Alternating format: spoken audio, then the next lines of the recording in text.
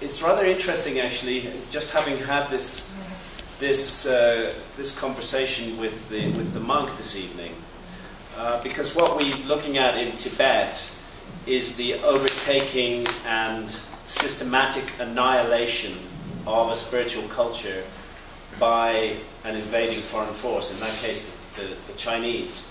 And that idea that one can take over a whole land and culture and spiritually erase it was in fact the central idea of the Spanish conquest of Mexico. That's what happened there, and in a way, when I look at the whole story of the Spanish conquest of Mexico, I see it's a great tragedy, really, what happened. And it makes me, and it's why in the novels that I'm writing about this, I'm trying to look at the spiritual forces at work behind history, and a theme that I constantly come back to, which is the choices between good and evil that we have as human beings, and that we make sometimes on a very large scale that affects the whole world. It so happened that the Spanish had the technology to cross the Atlantic Ocean and encounter what was for them a new world, but what was for the inhabitants of that world a very old world indeed. Imagine how it might have been if things had been different.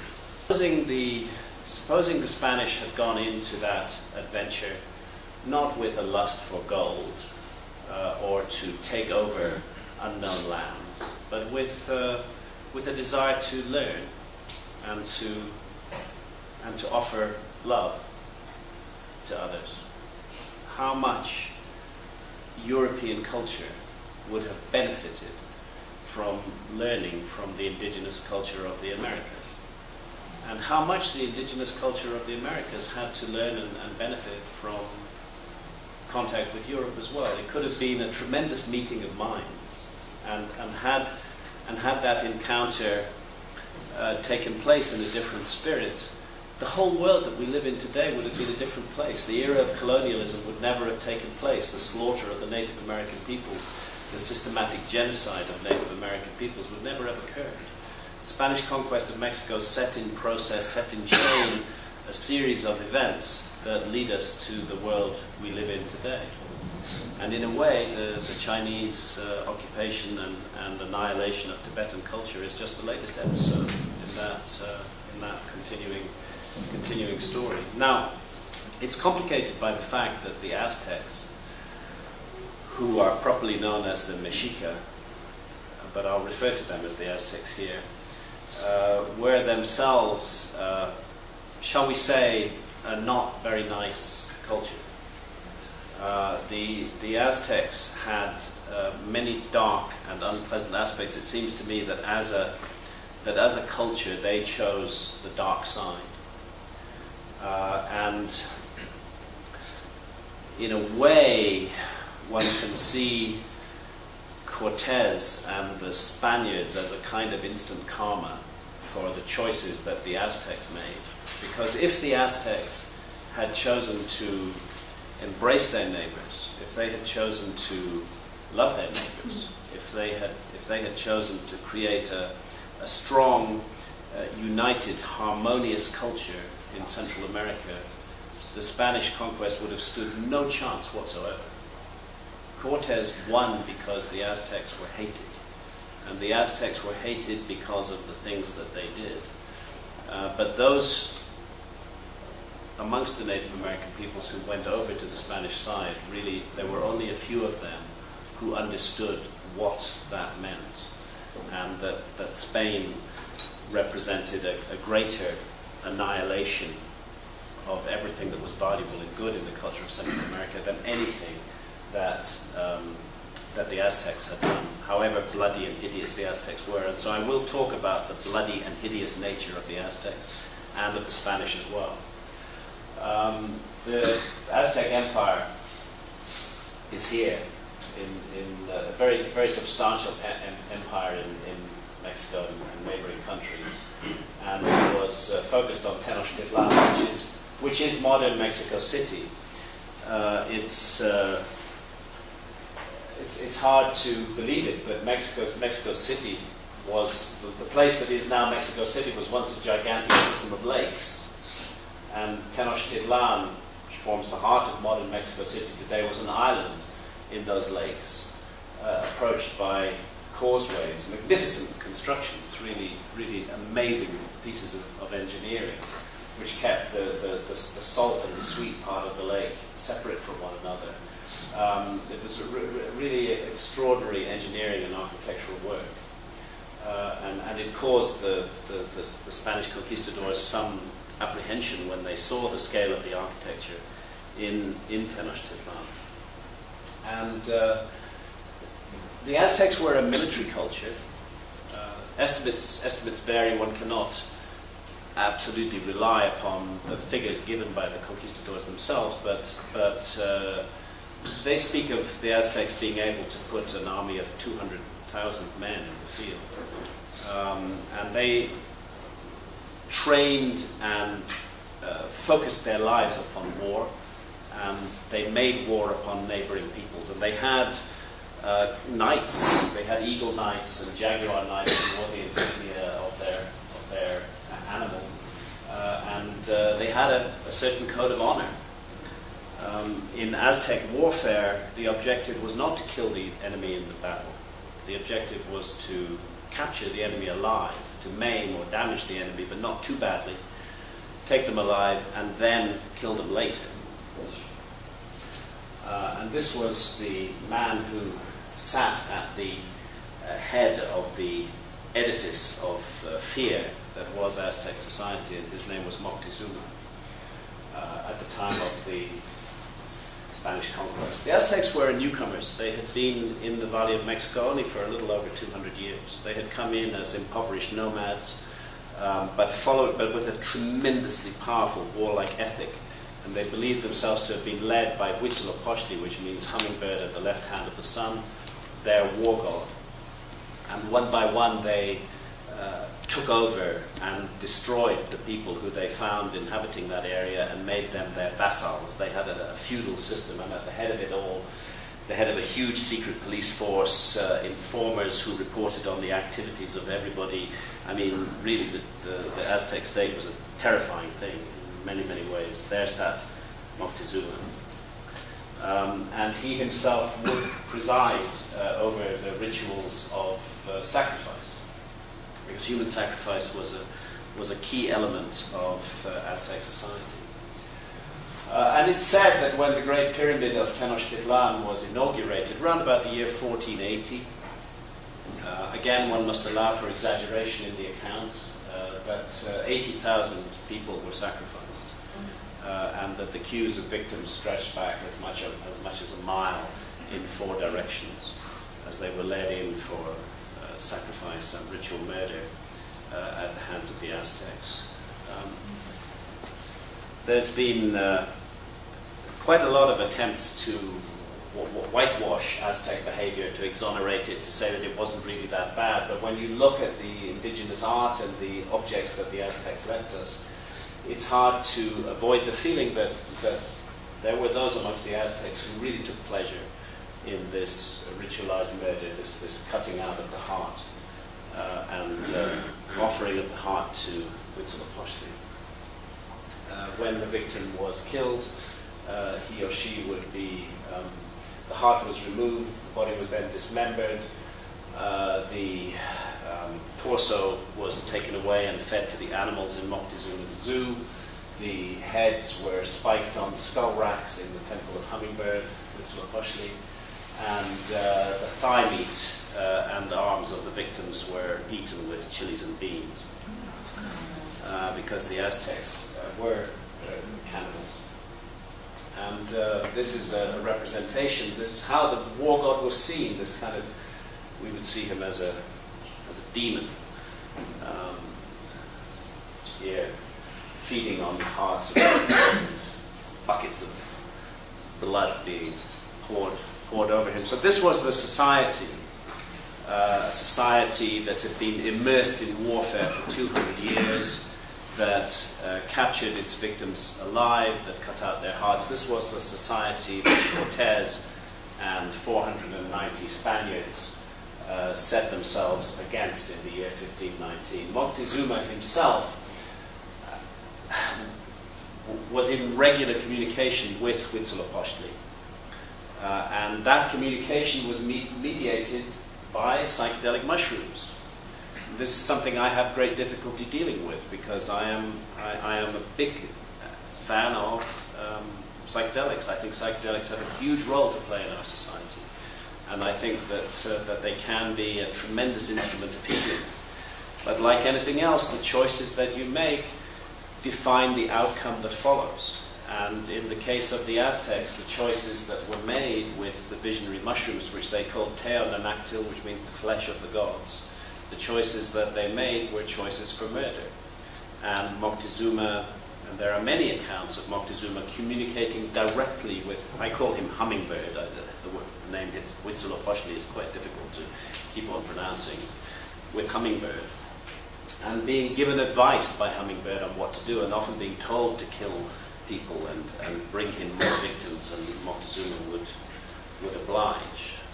Was this simply a schizophrenic ruler, or is there some kind of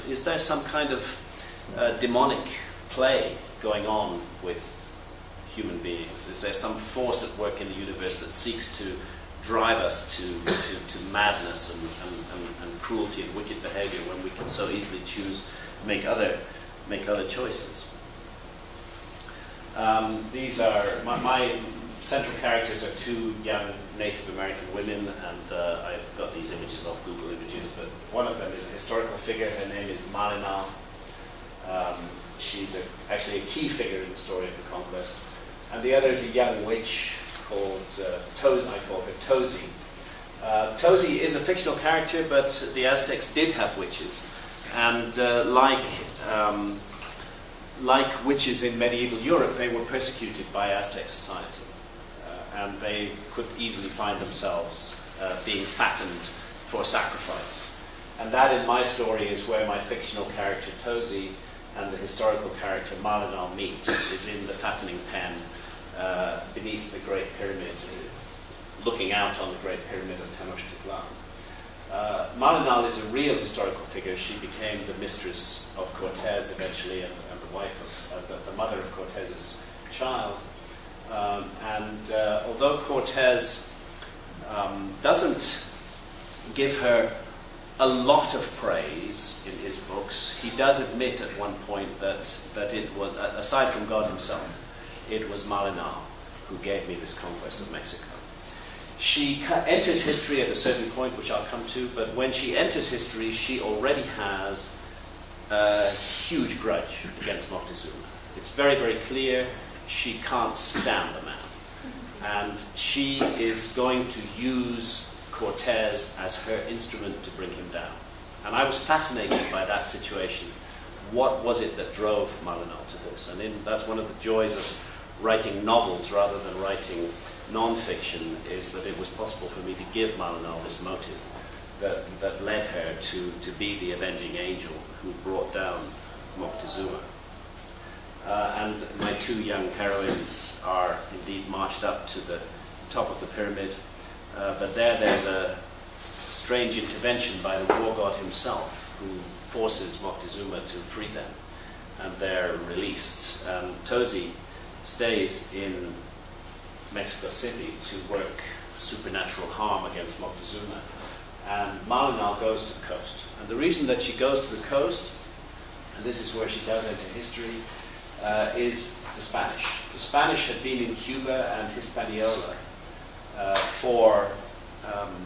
since 1492, as a matter of fact, since the time of Columbus. And they had been building up their forces there. And they were well aware of these lands, the mainlands of the Americas. But they didn't feel ready to take them on. But there had been sightings of the Spanish. Moctezuma was already aware that something odd was going on. Large ships had been seen. There had been a previous expedition which had landed in the Yucatan and fought a battle with the Maya. Moctezuma knew about all of this. and it was bothering him because there was a prophecy, and that prophecy was the prophecy of the return of Quetzalcoatl, which was said that who was called the feathered serpent, and it was said that he would return in the year one reed, and that he would overthrow a wicked king, and that he would reintroduce a religion of peace, in which there would no longer be any human sacrifice, and the only sacrifices would be of fruits and flowers. And it so happened that 1519, the year that the Spanish conquest began, was the year one reed in the Mexican calendar. So there was an expectation of this deity returning, and he was described in the ancient traditions as white-skinned and bearded. Were no gods of peace. They had done terrible acts of genocide in Cuba. They had utterly annihilated the indigenous Taino population. They actually fed people to dogs. And any resistance was punished with terrible burnings and hangings. I mean, they just were, if anything, 1,000 times worse in their cruelty than the Aztecs. And all of their acts were justified. Basically, this Pope, the Borgia Pope, had given the New World to Spain and Portugal. Everything west of a particular line of longitude would belong to Spain, and everything east of it would belong to Portugal. That's why they still speak Portuguese in Brazil today.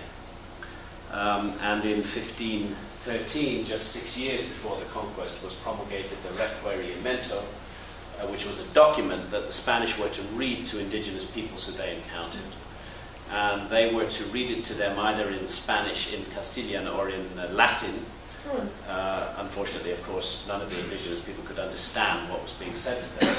But basically, if you do not surrender, I certify to you that with the help of God we shall powerfully enter into your country and shall make war against you. We shall take you and your wives and your children and shall make slaves of them. And we shall take away your goods and shall do you all the mischief and damage that we can. And we protest that the deaths and losses which shall accrue from this are your fault. That was the pious nonsense that the Spanish read out in a language that nobody could understand before they turned upon them with superior warfare and military science. And of course, really, it was gold that was the motive for all of this, the lust and the hunger for gold that the Spanish felt. Some of my Spanish characters, Hernan Cortes himself, an intriguing man.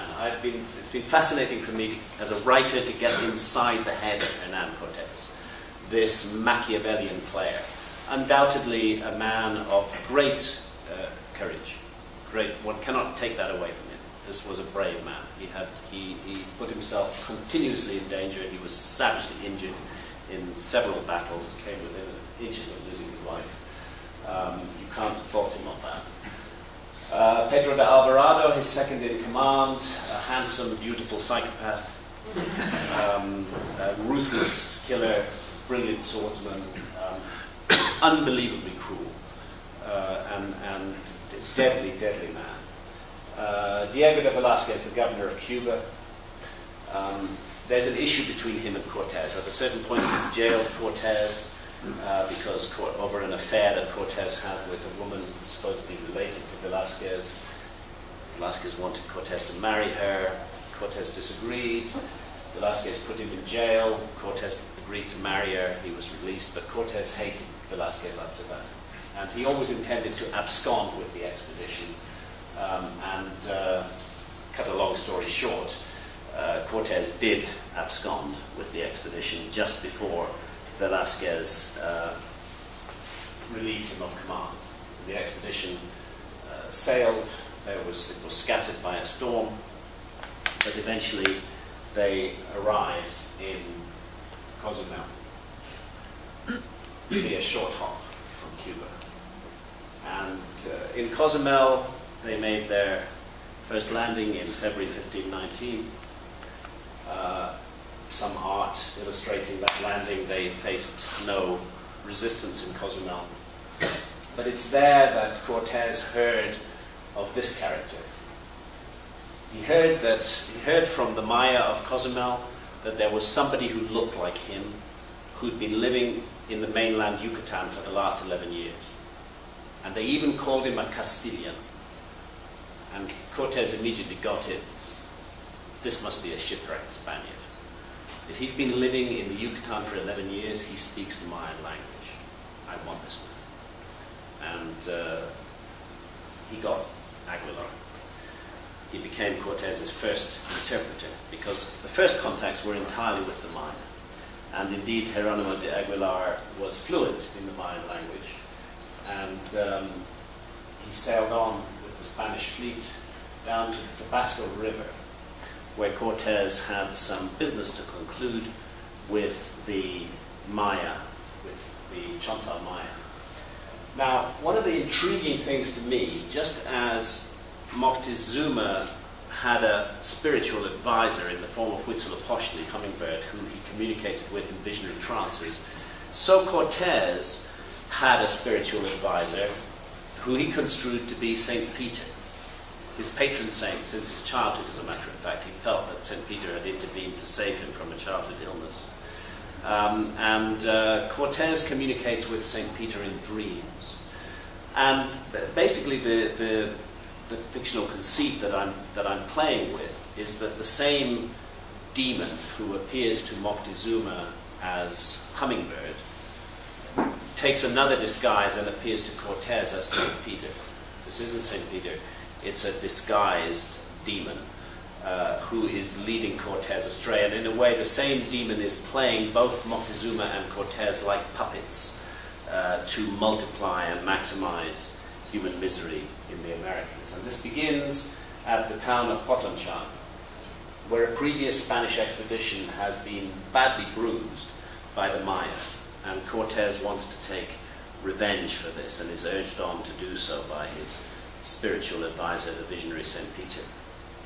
And this is where the technology of the Spaniards begins to make itself felt, because they face a vastly superior force at Potonchan of 40,000 Maya warriors against 490 Spaniards who've arrived in 11 ships.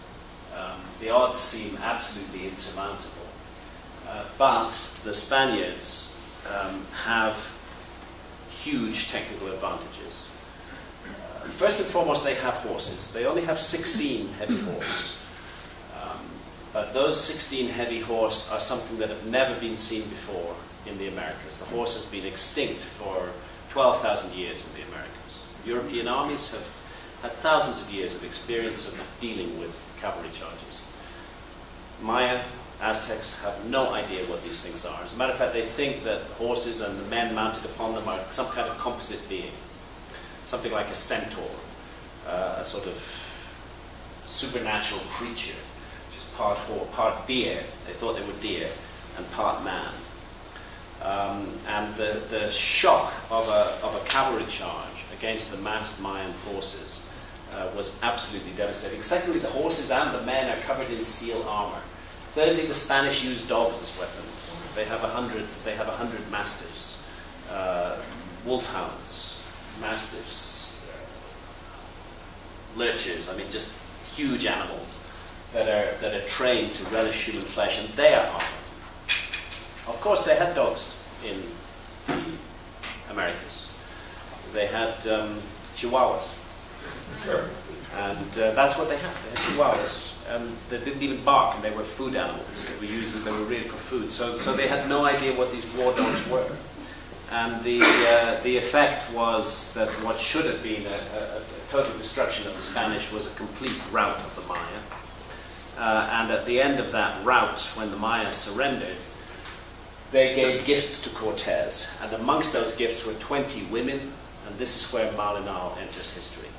And it's where I bring her to in my story. She is one of the slaves who is given to Cortés by the Maya, because after escaping Tenochtitlan, she goes down to the coast and is taken by the Maya. And initially Cortés doesn't realize what a treasure he's been given in the form of Malinal. As a matter of fact, he gives her to one of his men, Puerto Carrero, as his bed slave. But when the Spanish first encountered the Aztecs at Cuetlaxtlan, that's when Malinal comes into her own, because Aguilar, the Spanish Mayan speaker, cannot speak a word to the Aztec ambassadors. But Malinal speaks both Nahuatl, the language of the Aztecs, and Maya. And when she sees the Spanish struggling, communicating with sign language with the Aztec ambassadors, she thrusts herself forward and makes clear that she speaks both languages and that she can communicate through Aguilar with Cortez and with the Aztecs. And she becomes the key figure from now on. And very rapidly, she learns Spanish, and she doesn't need Aguilar anymore. She edges him out, and within a few months, he's no longer a serious figure in this story. Malinal is speaking fluent Spanish and is translating directly for Cortez, and she becomes his lover. Cortez conveniently sends Puerto Carrero back to Spain with a message for the Spanish king and some treasure, and he takes over Malinal as his lover, and eventually she becomes the mother of their son, Martin Cortez, and there's a monument to the family in Mexico City to this day. Fascinating historical character, and much abused. She's a detested figure in Mexico. She is regarded as, I believe it's correct, that a Malinchist is a traitor. She's regarded as somebody who has betrayed her country, handed it over to another land. And that's the kind of image of Malinal that prevails today. There have been more romantic images in the past, but that's the sort of image of her that prevails today. Again, writing fiction, getting inside the heads of characters, I felt that she's a majestic and amazing woman, an incredible heroine, and I believe she was driven by good motives, by positive motives, to bring down this empire of terror. And I don't think she fully understood at the beginning that she was bringing in an even worse empire of terror in its place. And everywhere we see an image of Cortez, we see Malinal in the image, in the Aztec garden. We see, even in modern imagery, we see the glyph of speech in front of her, because she becomes the tongue of Cortez. And it's she who tells him, I believe, about the myth of Quetzalcoatl and of the white-skinned, bearded god who would come across the Eastern Ocean on a ship that moved by itself without paddles, wearing shining armor, armed with fire serpents, weapons that could dismember men at a distance, that produced clouds of smoke. In every way, Cortez fitted the myth of Quetzalcoatl. And in case anybody doubts that there was such a myth, these ancient images of definitely non-Native American peoples in Mexico bear out the fundamental origins of this myth, and it's the myth of the feathered serpent, and we find that imagery as far back as La Venta and the Olmec culture in Mexico. And the prophecy of the return of the feathered serpent in the year one reed, I believe, played a fundamental role in the success of Cortez. Once he understood, Cortez's great fear was that the faction amongst his men would return to Cuba, that his men would be afraid, that many of them, having got some treasure, wanted to give up, abandon the expedition, and go back to Cuba. Cortez solved that problem by destroying his entire fleet. I mean, that also is something you've got to admit takes guts. When you're dealing with 490 men against a huge empire, he actually sinks the fleet. He didn't burn it, he sank it. And the ships were then disassembled and used to build houses on the coast for a small Spanish colony that was established there. And then he led the march inland, and he told his men, you'll either conquer or die. There's no going back now. And off they went into the interior, and initially the journey went smoothly. And his great hope was that he would be able to recruit the Tlaxcalans who were here up in the mountains. He would be able to recruit the warlike Tlaxcalans as his allies, because the Tlaxcalans had been at war with the Aztecs for 200 years. And the Tlaxcalans, unlike other Native American peoples, had not bowed their head to the Aztec feudal power. And they had refused to submit. And they had fought a courageous war of independence for 2 centuries. And at the time of Cortez, their battle king was Xicotenca the Younger. And there's a statue of him in Tlaxcala to this day. This shows the kind of weapon that they used, which is called a macahuitl, which is a wooden paddle with obsidian blades. This was a Stone Age culture. Aztec was a Stone Age culture. They had no metal to speak of. Xicotenca had been involved in a bitter war with the Aztecs, who used his people as a farm for human sacrifices. And Cortes thought, if I can get the Tlaxcalans on my side, then, and they will join me, obviously, because I'm against Moctezuma as they are, then it'll be so much easier to conquer Moctezuma.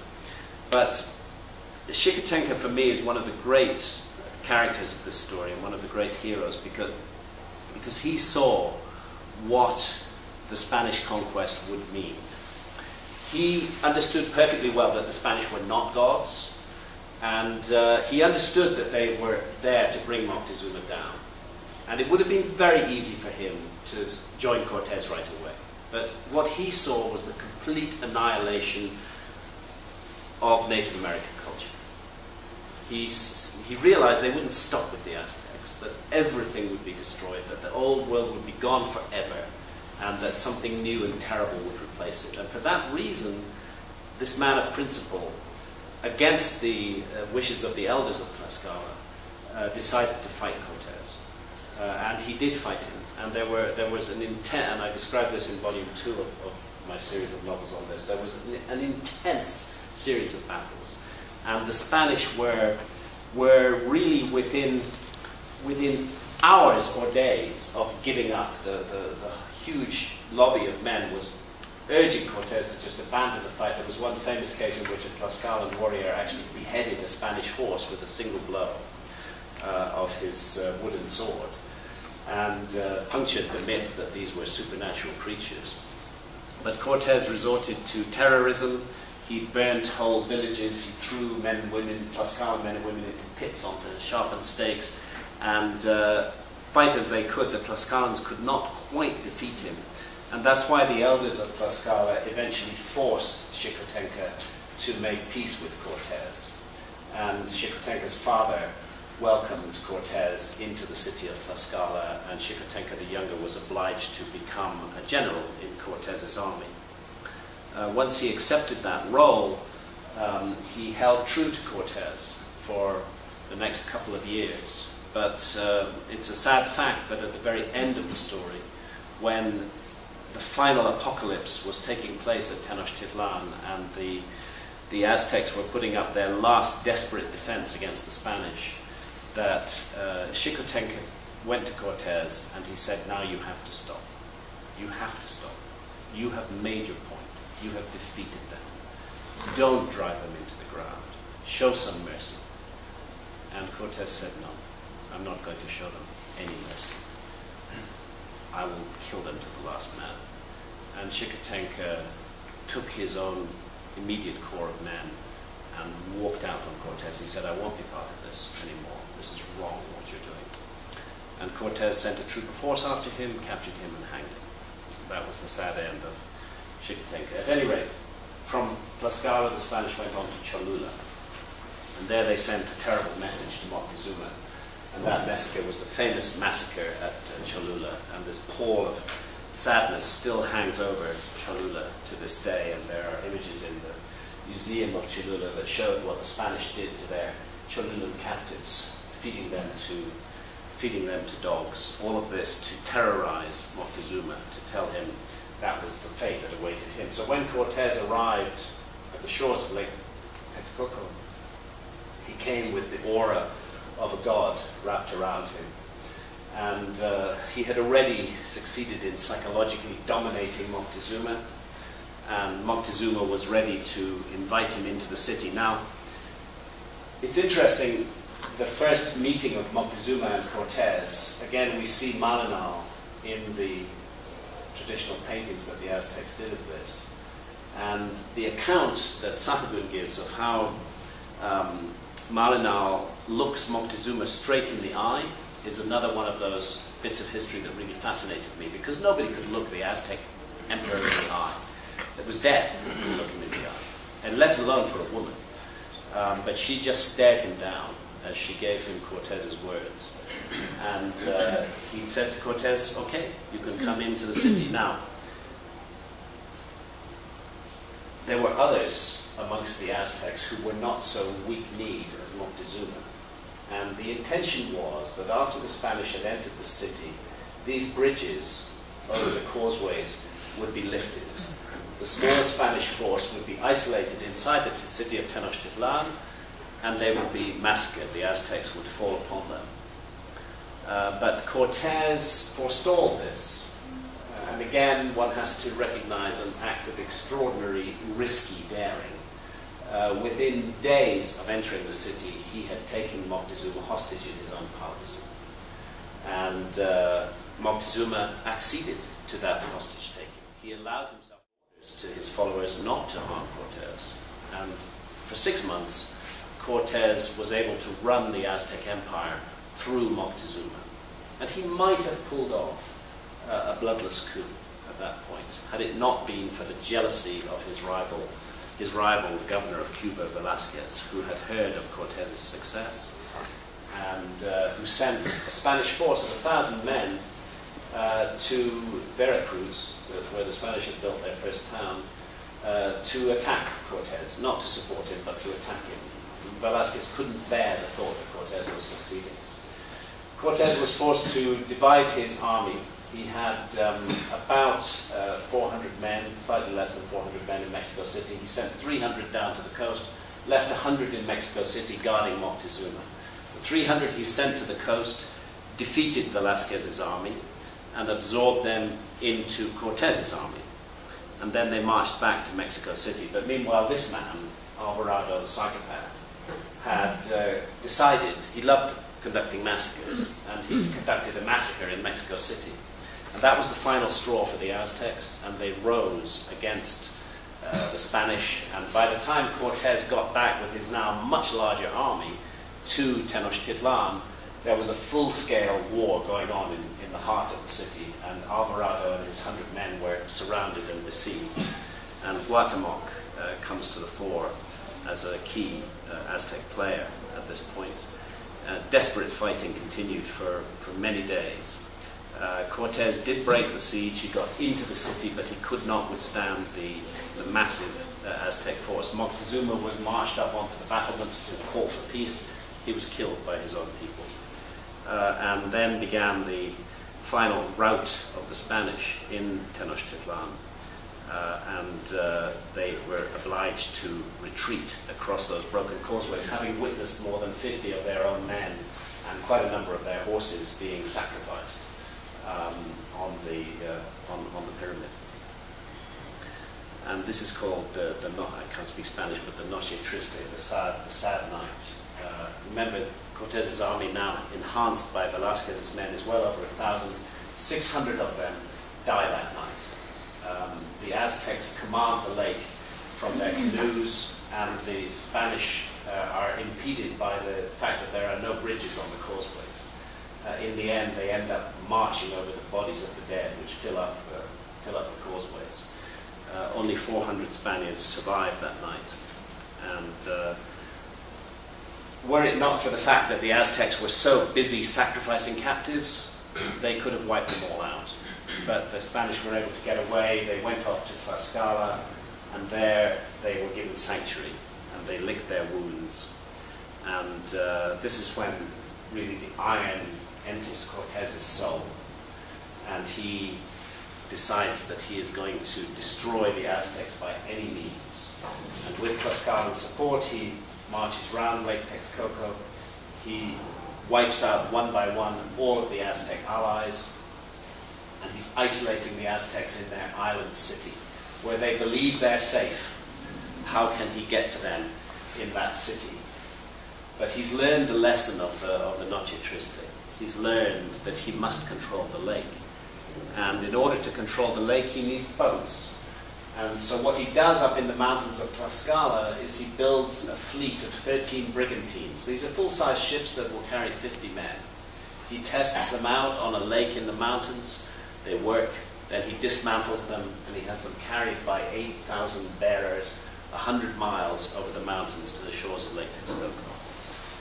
And They're reassembled there, and then the siege of Tenochtitlan begins.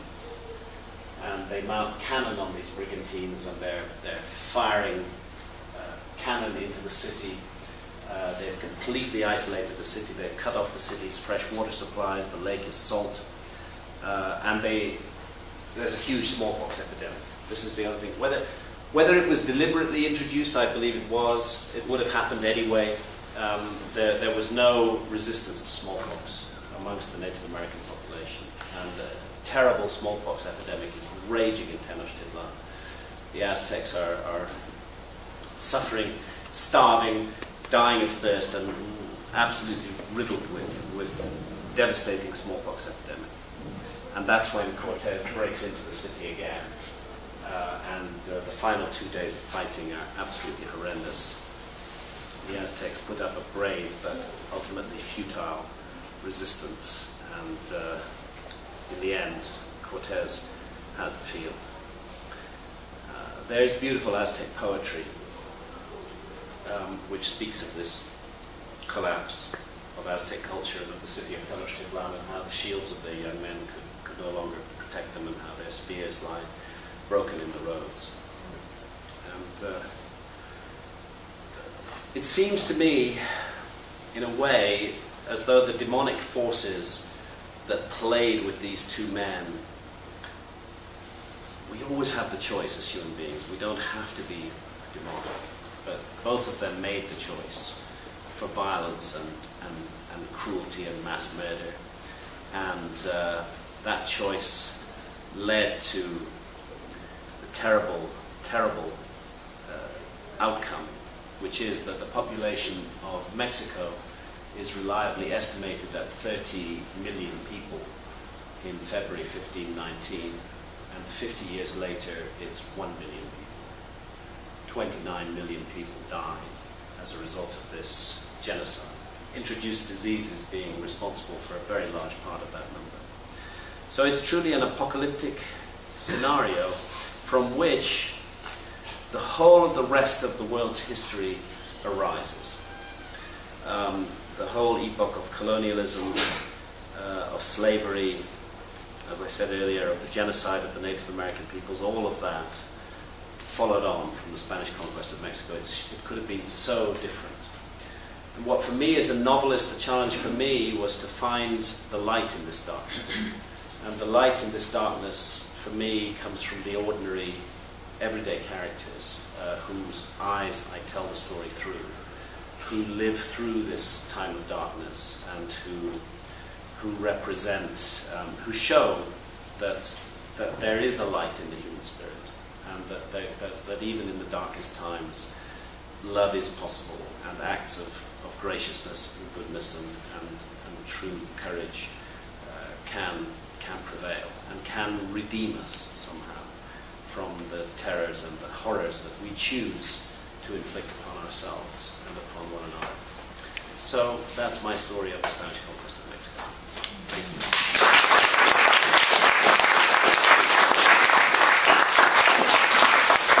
And as I say, we're nearing the end of our trip. What a fantastic place to end it in. This beautiful Himalayan foothills, and I don't know, the charm of this place is something special.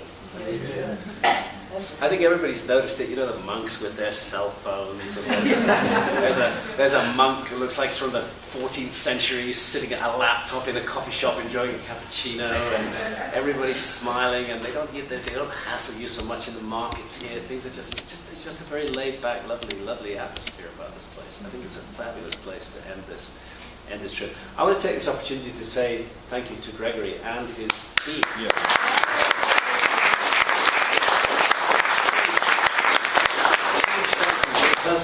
Because it is a formidable organizational feat to get together a large group like this and to steer us, through a series of 5 o'clock wake-up calls and to get us all to meals on times and in and out of hotels and all these incredible sights that we've seen. And no one's got killed.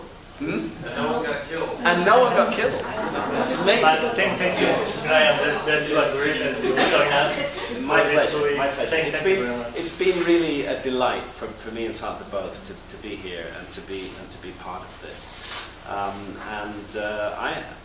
I've seen many places that I haven't seen before, and I just, as I said at the beginning, India is old in culture.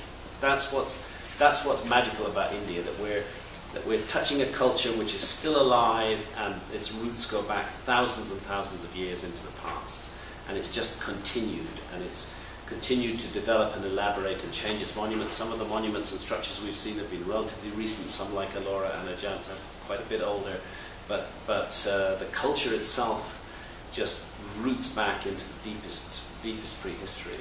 And that's the privilege of traveling in India, is to contact that ancient culture directly in its modern manifestation. Anyway, it's been tremendous fun. So thank you all very much. I'm happy to take some questions if anybody wants to ask me any questions. Yeah. Well, your graphics were fantastic. Thank you, Google Images. And it would be great if there was some way to have them as addendum in the book. I know. I read the book and I realized in printing that's pretty difficult. Yeah, But and also the book you've read is just space. volume 1 of 3 volumes. The second volume is now finished, and is my editor sent me an email just before I came away on the trip saying he loves it, saying it's awesome, but also saying he has notes for me, which he always does. He's a really hands-on editor.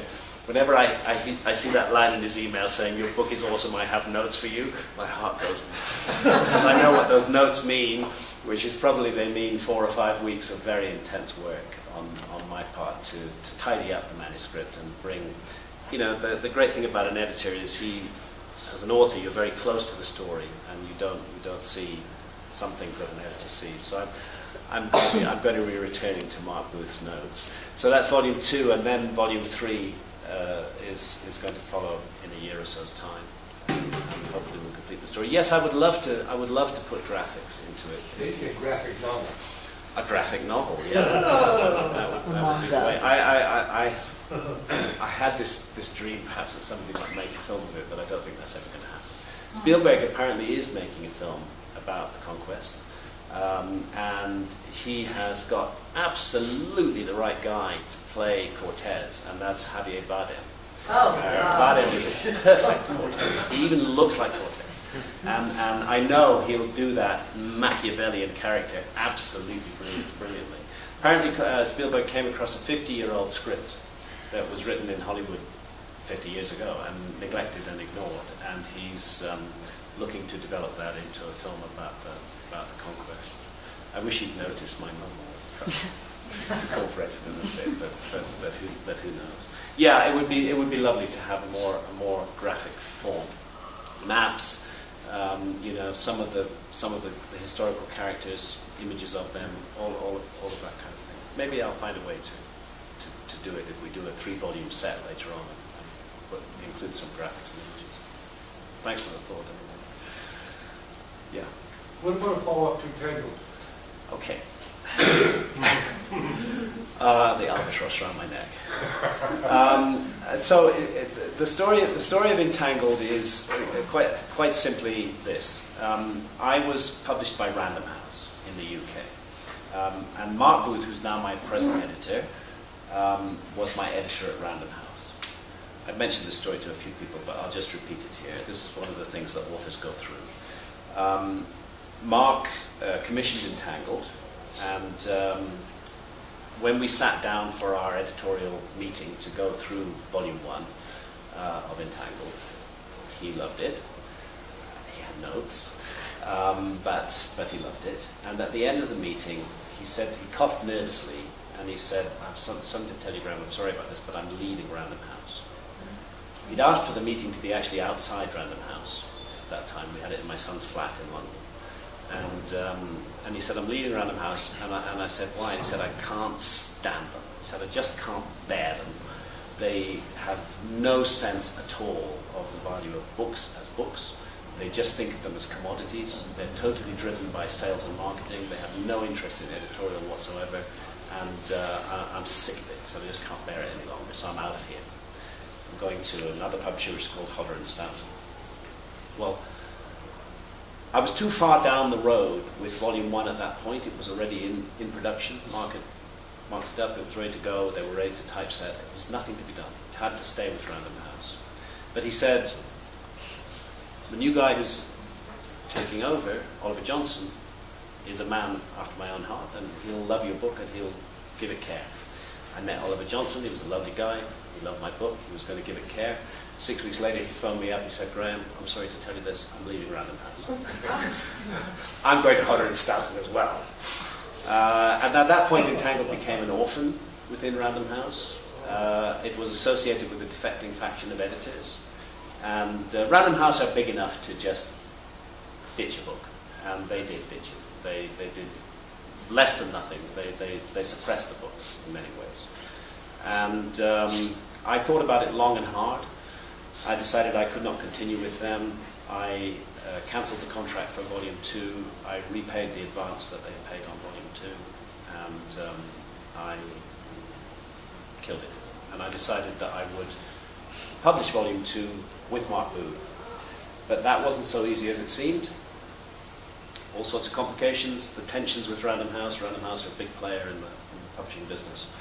And what Mark and I decided was that we would do the War God series of novels first. It was something I'd always wanted to do anyway. We'd do those first, clear some air between us and Random House, and then bring out Volume 2 of Entangled after the War God series. So it's out there. So it's out there. It's out there. I've already written 100 pages, and I'm, you know, I know exactly where the story is going, and there will be a victory of the light in that story. The uglies, the Neanderthals, you know, will play a huge role in bringing down the demon Sulpa. And it's very dear to my heart. I want to get that story written, but I want to give it some air. I want to give it a chance rather than bring it out with a publisher who just wants to kill it.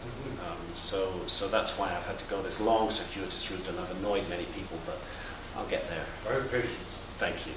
Thank you. It will happen. And there is some Hollywood interest in that too. Great story. It's being developed probably for a TV series. Whether it will ever actually happen or not, who knows? But hopefully it will. Good night. Good night. Any more questions or thoughts? Going. How's the research going on to follow up to Fingerprints as far as traveling and sights to see and what's in Graham's head? Yeah, very well. Very well. The big breakthrough for me is Indonesia and the whole story of Gunung Padang. We're going to be back for a further research trip in Indonesia, looking at many other megalithic sites around Indonesia and revisiting Gunung Padang. We're going to travel with Danny Hillman, who is the geologist who's worked on the Gunung Padang site. In addition to that, on that same trip, I'm doing a speaking tour in Australia, but we're going to take a week or 10 days aside from that to do research in Australia, where there's some very interesting needs to follow up. I've never written about Australia in previous books before. I'm intending to feature Sumer and Mesopotamia in a big way in this book, possibly Iran as well. I'm going to do a research trip in the United States, and particularly in the Pacific Northwest, looking at areas that were impacted by that comet disaster 12,980 years ago. So there's a lot of different threads pulling together in the story. You know, all I have to do is write it, which I hope I'll succeed in doing. I'm supposed to deliver it at the end of December this year, but I think I'm going to be late, a wee bit late. Anyway, there we go. Thank you very much indeed. Very good.